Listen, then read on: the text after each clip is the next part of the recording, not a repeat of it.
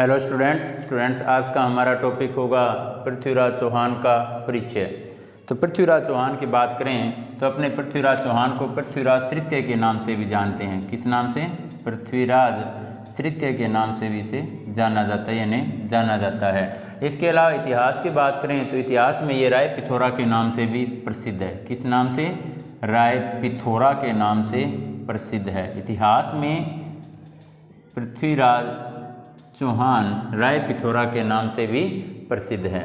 पृथ्वीराज चौहान के जन्म की बात करें तो जन्म हुआ 1166 ईस्वी में। कब हुआ? 1166 ईस्वी में। चौहान के पिता का नाम सोमेश्वर और माता का नाम कर्पूर देवी था। क्या था?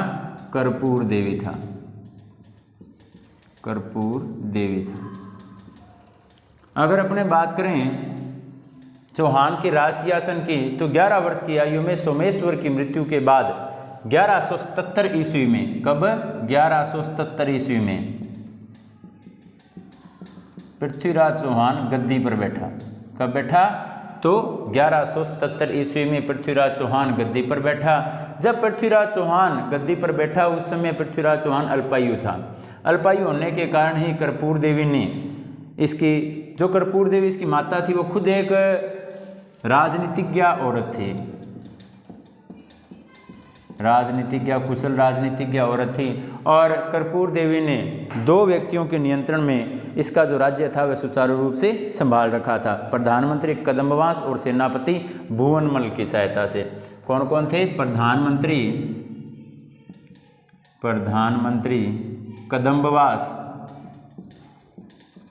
कदम्बवास व सेनापति भुवनमल।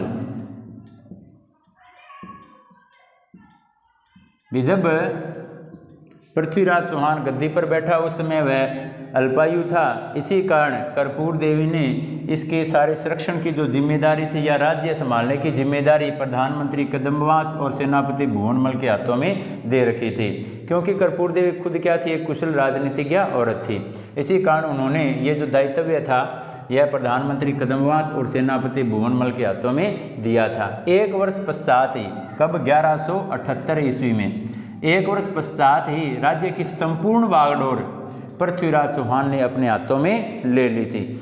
यानी कि 1177 से 78 तक तो राज्य की जो बागडोर थी वो कर्पूर देवी और प्रधानमंत्री कदम्बवास सेनापति भुवनमल के पास थी। क्योंकि पृथ्वीराज चौहान क्या था? अल्पायु था। लेकिन 1 ही वर्ष बाद 1178 में पृथ्वीराज चौहान ने शासन की बागडोर अपने हाथों में ले ली और शीघ्र ही उच्च पदों पर अपने विश्वसनीय अधिकारियों की नियुक्ति की। चौहान ने शीघ्र ही उच्च पदों पर अपने विश्वसनीय अधिकारियों की नियुक्ति की।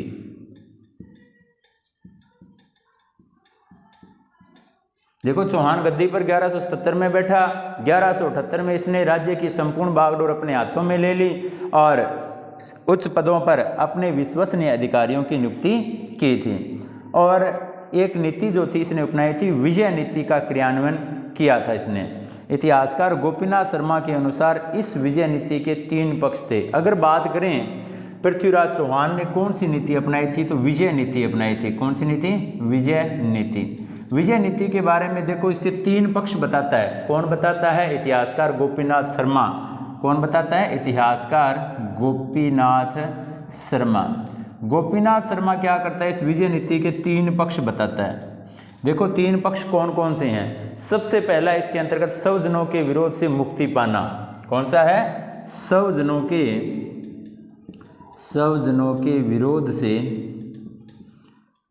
से मुक्ति पाना। पहला कार्य क्या रखा? स्वजनों के विरोध से मुक्ति पाना। दूसरा क्या रखा गया? पड़ोसी राज्यों का दमन करना। क्या था? पड़ोसी राज्यों का दमन करना। और तीसरा जो इसके अंतर्गत अपने बात करें भी तीसरा पक्ष क्या था, तो विदेशी शत्रुओं का मुकाबला करना, विदेशी शत्रुओं का मुकाबला करना। ये तीनों ही पक्ष पृथ्वीराज चौहान की जो विजय नीति थे उसके रखे गए। और किसने बताया इसके बारे में, इतिहासकार गोपीनाथ शर्मा ने। इतिहासकार गोपीनाथ शर्मा का क्या कहना है भी, जो विजय नीति पृथ्वीराज चौहान ने अपनाई थी उसके 3 पक्ष थे। पहला, स्वजनों के विरोध से मुक्ति पाना, दूसरा पड़ोसी राज्यों का दमन करना, और तीसरा विदेशी शत्रुओं का मुकाबला करना। तो बच्चों, इस प्रकार आज का हमारा जो टॉपिक था पृथ्वीराज चौहान का परिचय वह कंप्लीट हो जाता है। एक बार फिर से रिवीजन करते हैं अपने। तो चौहान की बात करें तो अपने इनको चौहान को किस किस नाम से जानते हैं, तो पृथ्वीराज तृतीय या राय पिथौरा के नाम से भी जाना जाता है। इनका जन्म 1166 ईस्वी में हुआ। पिता का नाम सोमेश्वर और माता का नाम कर्पूर देवी था। 11 वर्ष की आयु में 1177 ईस्वी में ये राज सिंहासन पर बैठे। जब इनके पिता की मृत्यु हुई 1177 में, तो पृथ्वीराज चौहान को राज सिंहासन प्राप्त हुआ। और उस समय चौहान जो थे वो अल्पायु थे। इसी कारण जो चौहान की माता थी कर्पूर देवी, जो खुद एक राजनीतिज्ञ थी, उसने सारा कार्यभार प्रधानमंत्री कदम्बवास और सेनापति भुवनमल के हाथों में दे रखा था।